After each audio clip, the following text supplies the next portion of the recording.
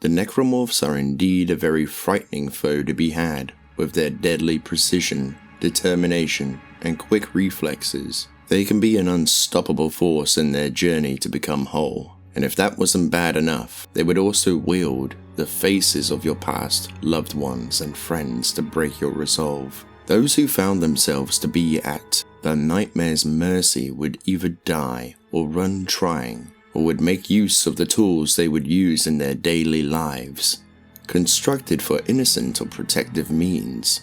Now they had been modified for survival. Welcome, fellow survivors.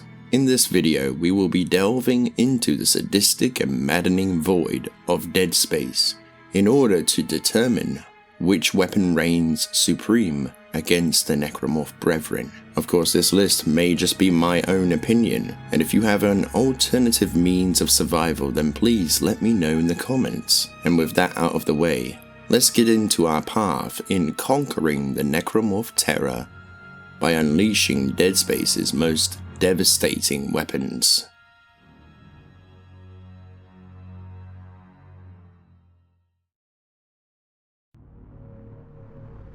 The SHB-1 model of the plasma saw is a portable handheld plasma weapon that is capable of cutting raw materials such as metals and ores, and is a must for a Necromorph outbreak. The saw blade features a rotary system of superconducting teeth, hundreds of joules of electrical energy per second flow through a plasma sheath riding magnetic fields. When these teeth make contact with raw materials, an electrothermal disruption causes intense, localized warping and heating of the subject in question. In this case, necrotized flesh, which will cleave straight through. Most notable, the teeth will scoop up the burning flesh in order to make more room for the blade to cut through.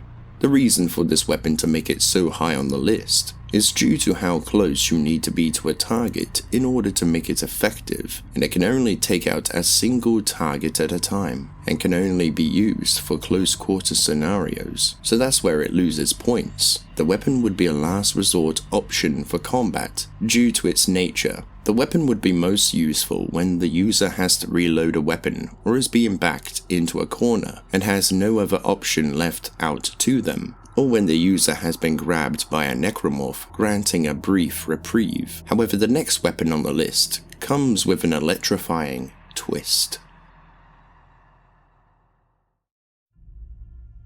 The Arc Welder is an electrical engineering tool that had been designed by Schofield Tools. The tool had been used to repair the structural damage to platforms and providing a temporary power source. The size of the tool is comparable to the force gun, with both sharing a similar scale. The weapon fires a concentrated bolt of electricity, like a chain of lightning. Extreme caution should be applied when operating the tool. The secondary use fires out a ball of electrical discharge, which may have been used to weld metals together, hence the name, the Arc Welder. The weapon is a good alternative over the Flamethrower, with it being a similar weapon. When under attack from Necromorphs, the weapon would cook the Necromorphs, burning their flesh. In some cases, the weapon could be used for crowd control. However, the weapon loses points for its high ammo consumption, with ammunition being spent very quickly within a fight. The specific type of enemies that the Arc Welder would be most effective at taking down would be the flyers and faster enemy types, such as the twitchers, with the electricity naturally containing the ability to paralyze your targets. For a quick escape, the Arc Welder may use electricity to hold enemies at bay, with a good amount of crowd control. However, the next would be more useful than meets the eye.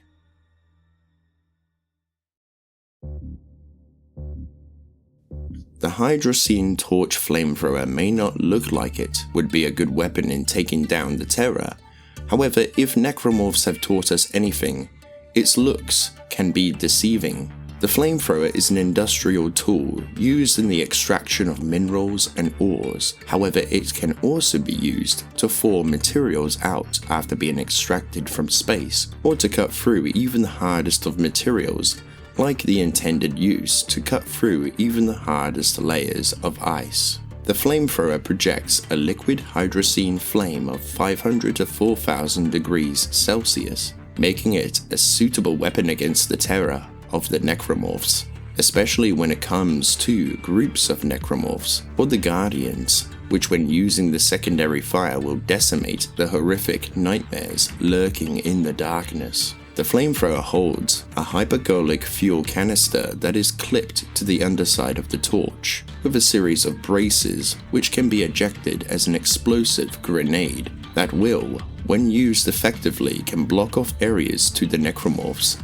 allowing you to finish them off. Due to the ferocity of the Flamethrower, the weapon can burn straight through flesh and bones, allowing for the user to dismember their targets in quick succession, and when that doesn't cut it, the weapon will continue to burn the target, or targets, for a few moments, which can be the difference between survival and recombination. The weapon is featured in all of the Dead Space games, with the first appearance of the secondary fire being a ball of flame being shot straight into the face of the target. In the second game, the weapon's secondary fire does, as we have already spoken about. However, my favorite would be the remake Flamethrower, as the secondary fire is a flame wall, perfect for dealing with the Guardians and giving the user some much needed breathing space. However, the next weapon focuses on trading reliability for power.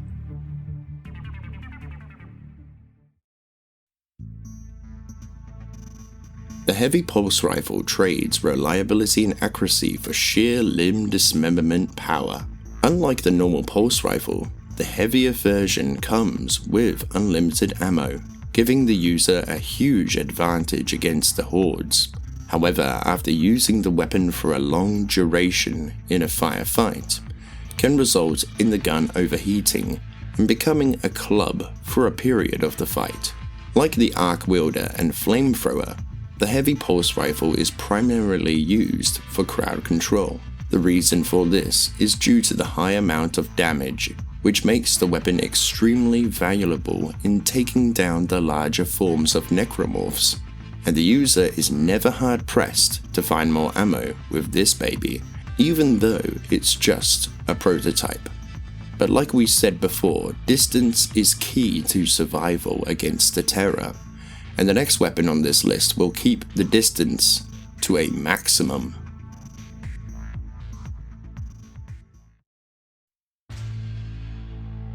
The Seeker rifle is a powerful sniper rifle, and when used correctly, can dismember limbs, get headshots, but can blast the necrotized flesh straight off the Necromorph with general ease, due to its kinetic firing mechanism, much like the pulse rifle. However, the reason for this spot is due to the firing mode being semi-automatic. The gun, however, only needs to be pulled back after the user reloads for ease of usage in a Necromorph outbreak. The secondary mode for this one also helps to keep the distance, with the ability to zoom in and out. The rifle had been used by the Earth Government Guards, Security Forces, and the Earth Defense Force. The downside, however, for this weapon would be the low amount of ammo in the chamber, forcing the user to pull the weapon back, which can allow the Necromorphs to advance, cutting the distance down at times, while the Seeker rifle can give you a broader distance to help you survive. The next weapon can be used for defensive or destructive uses.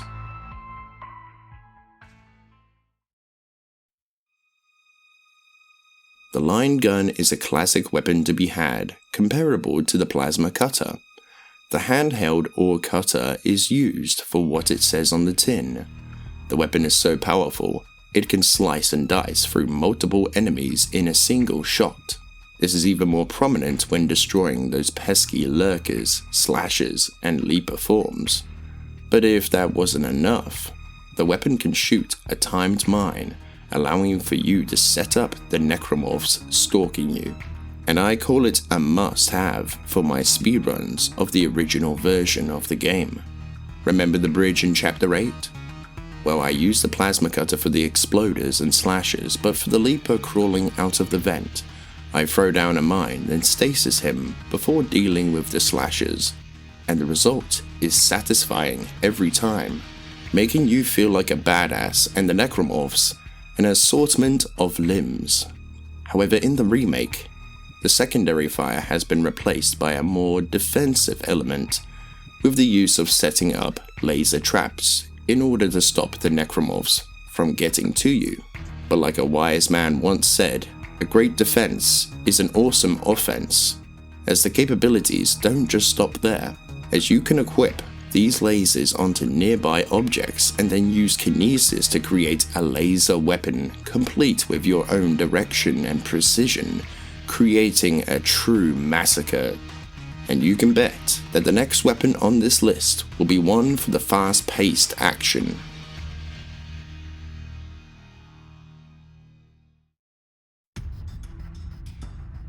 The Pulse Rifle is a military-grade, triple-barreled, rapid-fire assault rifle with a large magazine ammunition capacity. The weapon is the standard in the Earth Defense Force, and you can tell they weren't messing around, as it's perfect for the Necromorph playgrounds, especially when the weapon was designed for the high impact of the round. With the weapon firing ultra-low caliber rounds at hypersonic speeds, each carrying tremendous amounts of kinetic energy, the Pulse Rifle's firing mechanism was designed to deliver a huge impact to the target, as once the round impacts an armored target, the round won't do much, but the energy will transfer to the target, shredding armor, liquefying soft tissues, and fracturing bones, making the nature of tackling the terror that much easier of a task to complete. Even if the gunfire doesn't kill, then it incapacitates them. In the first game, the weapon came with a very questionable secondary fire that switches the direction of the fire from 180-degree barrels to 90 degrees, which is a situational ability only used if the user is completely surrounded. In the spin-off game, Extraction, the gun came with a shotgun attachment, which would help with crowd control, making it a perfect duo. Later entries would focus on giving the user a grenade launcher under the rifle, which has its uses against groups and larger forms of Necromorphs, but is most useful against the Guardians. However, the remake combines the detonator and the Pulse Rifle into one, with the use of the secondary fire being a trip mine, and when something crosses paths with it, it will explode shrapnel straight into the unsuspecting Necromorph, that is, if they get close enough to it. This attachment would be more useful in strategical moments if enough pre-thought is used against the target. If using the Extraction or second game versions of the Pulse Rifle, then you can bet that you have met your most reliable friend in battling the Necromorph horrors. However, the next will shock you as to how powerful such a small tool can be.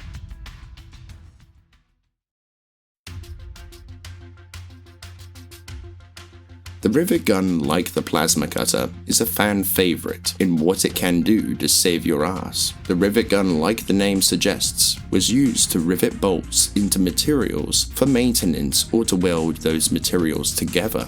It's due to this ability that makes this weapon or tool a must-have, as it isn't just useful to block the Necromorph hordes out, but to defeat them all together, with the primary fire being akin to a plasma cutter or a pistol round, but the secondary fire is comparable to a contact beam, as the gun will charge the kinetic energy before firing the bolt out, and as previously spoken about, it can be very devastating to the flesh of a target, not just a handy tool, but a deadly one at that. However, there is a different model that has a different secondary fire altogether in the second game, as each of the rivets holds an explosive charge, and the secondary fire causes a small explosion, forcing them to shatter and ricochet all over the area, which can be very experimental. The results could either help you to survive, or could be your undoing. The Extraction version is the better of the two, giving you a one-handed contact beam.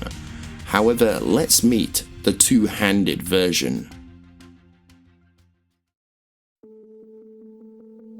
One of my all-time favorite weapons, the contact beam is one of the ultimate weapons for taking down the terror by firing a miniature sun straight into their skulls. The tool would be used to crack open boulders and large chunks of planetary masses, asteroids and meteors due to its high amount of power in its charge, which also is used to soften materials down. When the Necromorph outbreak occurs, you are gonna want one of these babies, as it's another must-have for the larger Necromorph forms and will decimate any and all in your path. However, if you find yourself getting swarmed, it can also be used to blow your enemies away, with the secondary fire granting the user a bit of space in your fight. However, the remake goes in a completely different direction with the contact beam, with your primary fire becoming the secondary fire that consumes more ammo in each shot, and the primary fire becomes a high-powered laser which is comparable to the Arc Welder.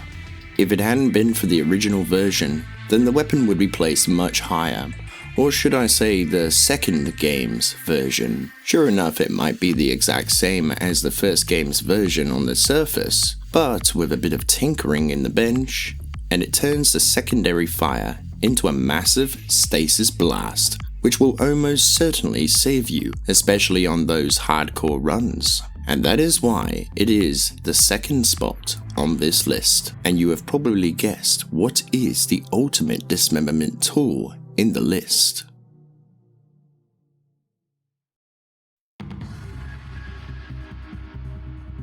That's right, the ultimate weapon for dismembering your enemies is the classic iconic tool, and funnily enough, it is the first tool the player encounters in the entire franchise, and for good reason, as you can go through the entire experience in all of the games with just the plasma cutter, as it covers all of the issues one may have in the battle for survival, with the plasma cutter's unique ability to switch the firing perspective for any situation, even though everyone uses the ability once for that mini line gun orientation. When not in a Necromorph outbreak, the plasma cutter would be used to cut out ores, materials and minerals from the masses chosen, allowing the user the precision for general ease in their tasks, all thanks to the creator's Schofield tools. The plasma cutter is a multi-use tool, giving the player general ease in taking down the terror from its darkened pedestal. The plasma cutter is so well known